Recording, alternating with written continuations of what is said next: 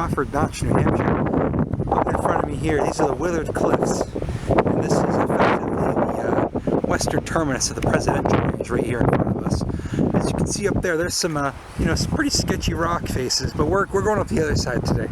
We're going up a waterfall. Yeah, see some spring flowers, some whatnot, and what have you.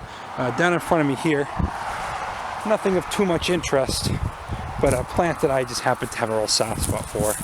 You get some a spring blooming Nephalia, you get Antennaria, neglecta.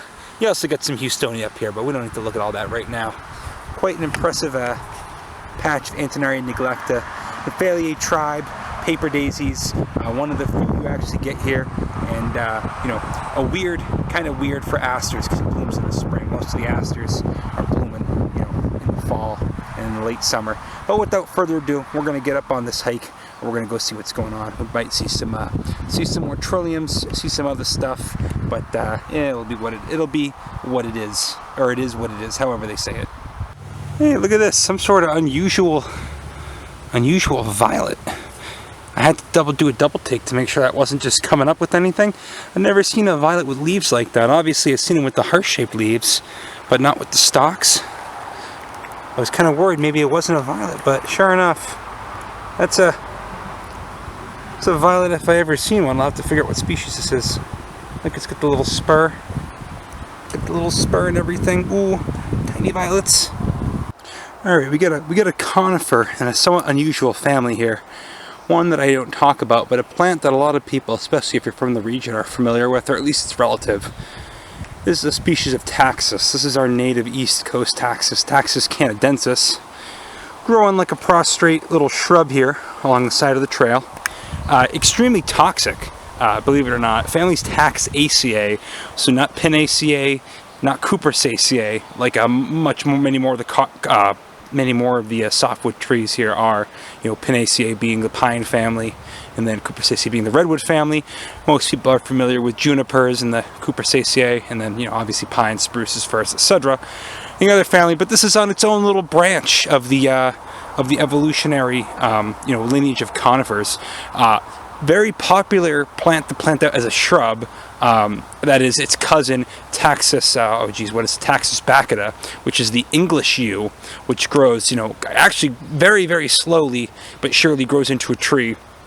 Our native one, Taxus canadensis here, tends to just stay as a spreading shrub. You can see it's covering, you know, the side of the little mountainside here as we head up the trail. That's a cool one. I've never really had a chance to explain this in context, but as you can see, the thing loves shade, won't tolerate full sun, kind of almost has a really similar habit to common juniper, but it's almost like the evil common juniper, because this one, unlike common juniper, Juniperus communis, absolutely loves shade and needs a ton of moisture, whereas Juniperus communis can take some pretty dry stuff and then can also, you know, not really survive too long in a closed canopy setting. It's a pretty interesting one. Not sure when I was going to get a chance to kind of explain the context of this one, but these aren't super rare. Just kind of, you got to find a specific spot that they like. We found the mountain bunghole. I have no idea what sort of infrastructure this is a part of. Actually, you know what? I think this is a railroad track up here.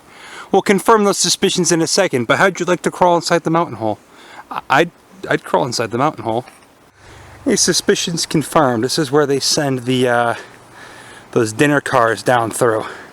It's pretty high up above the notch, but you know, trains can only go up and down so much in elevation, so it makes sense they got this thing up here. You know, never been on it, but sounds interesting. Yeah, it's all dried up right now, but you got a really cool obligate parasite of Fagus grandifolia here. You get Epifagus virginiana. Got this guy on got this guy in fruit, or sorry, not in fruit, in flower. In another video. So this is an achlorophyllous plant, produces no leaves. These are just the dried out, you know, seed stalks from last year. And this thing won't be going off for quite a number of months.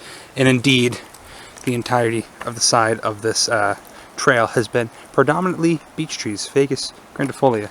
So, you know, Orobincaceae is the family on this guy, almost entirely a family of parasites, and you know, I've seen them bigger, but these ones are getting up to that nice size. Like I said, dried out and done right now. It'll be coming back up from whatever sort of taproot it's got down there, you know, in a few months. Yeah, you got a couple of lady slippers unfurling.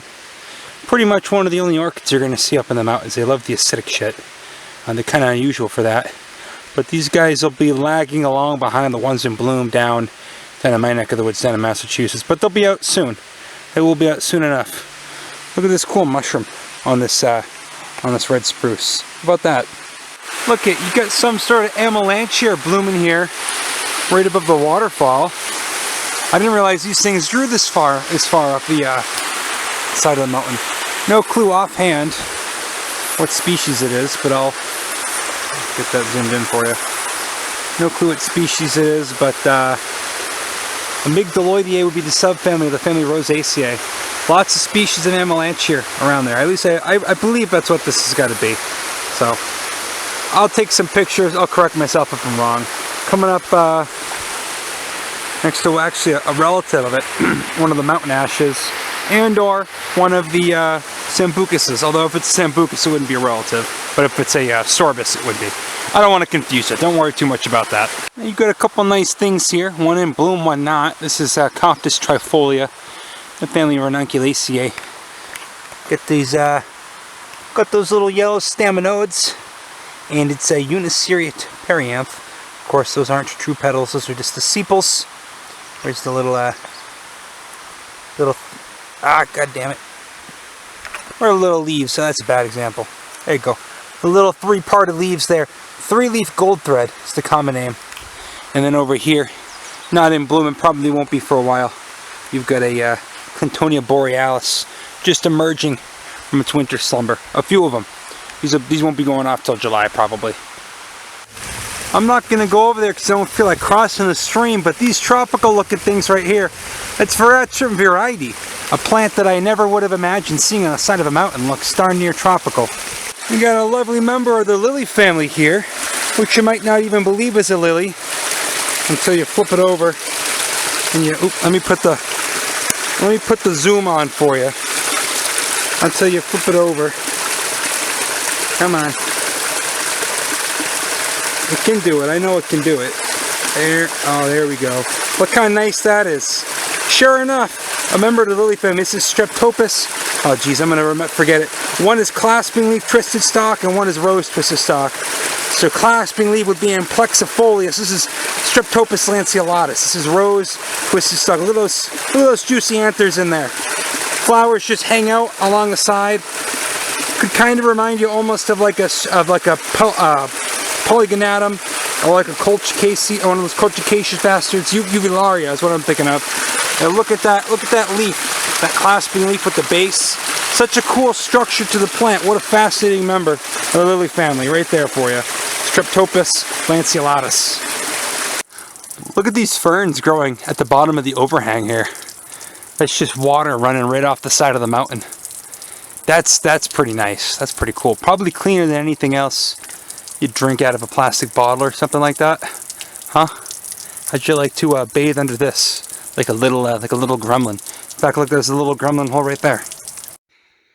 Yeah, I didn't feel like taking the camera back out, but we're getting up near the summit of one of the mountains we're doing today. This blowdown here has afforded us quite a nice view of some of the, mountain ranges to the south. How nice is that? Just a few more 100 feet to go. And not sure if we'll see anything else on the way down, but I'll try to check in one more time before we're done. So take it easy. Oh, nice mountain ash just coming up. Lots of balsam fir, lots of spruce. Your typical affair. But we're getting up into that almost subalpine zone here. Hey, so of course I go to put my camera away, just because I figure, oh, hey, we're getting up here. Everything's probably going to be done, until we start coming back down in elevation. And then 2 seconds later, the first and only Trillium I've come across, recently, is, on this trip up here. You got a nice Trillium undulatum here, nice painted Trillium. Melanthiaceae is the family, actually the same family as those Veratrums that we saw before. Looky in there. Parts of doing the whole parts of three thing. You get your 3 petals, get your 3 sepals behind that, And then you get these 3 bracts. Remember, these are bracts, not leaves. This entire thing coming up right here. That's not a stem, that's just an extension. Think of it as an extension of the root itself coming up out of the ground, right? A rhizome, if you would. Beautiful coloration on there. Super poisonous. Seen plenty of red trillium this year. Seen plenty of red trillium this weekend, but Trillium undulatum, so this one's my favorite.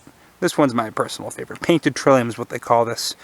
And a wonderful, you know, member of the mountain ecology.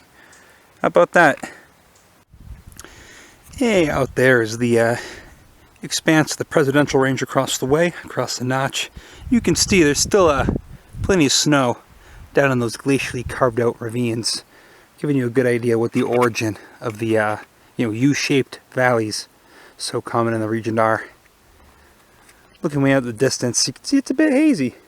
They got some of that wildfire smoke coming from Canada, and then now we're able to look to the south. What a lovely day. It's pretty warm here up at about 4,200 feet, but I can't say that I can't really complain. Get Mount Jackson down there, a little bit below us, and the Webster Cliffs, famous for well, famous for this area, the Crawford Notch. Anyway, we get 2 more peaks we're gonna hit. We're gonna eat some lunch right now, and then we're gonna hop to it. So this cute little bastard right here, this is Martes americana. This is a pine marten. New England, specifically the mountains of New England, are some of the only places in the United States you're going to see them. They're much more abundant up there in Canada. He's eating some nuts that some other hiker left behind. People don't normally see these things up close like this, so this was kind of a highlight for the weekend. We come down a little bit off the summit on the other side of the mountain, and it's still a snowfield through here. God damn. Okay, so what we have here is we've got something called a fir fall or a blowdown. And what this is a pure stand of Abies balsamea, of balsam fir. And I've been in a bad mood all week. I'm on the phone right now, just 'cause I don't feel like fishing up my camera again. You can tell it's a balsam fir, not a spruce, because number one, it's nice and soft. And number two, instead of, I don't know how to explain it to you. Look at the bases of those needles there. See, they're like suction cups, how the branch itself underneath is pretty smooth. Spruce doesn't have that. Spruce will have a really rough, kind of cankered, peggy bark. So these are all young spruces, I mean, young firs. I used to think this was a slow growing tree. So you can see all of its countrymen here have all tumbled down, usually in the winter and the windstorm, in this impenetrable thicket of these young ones just springs up super fast in their wake.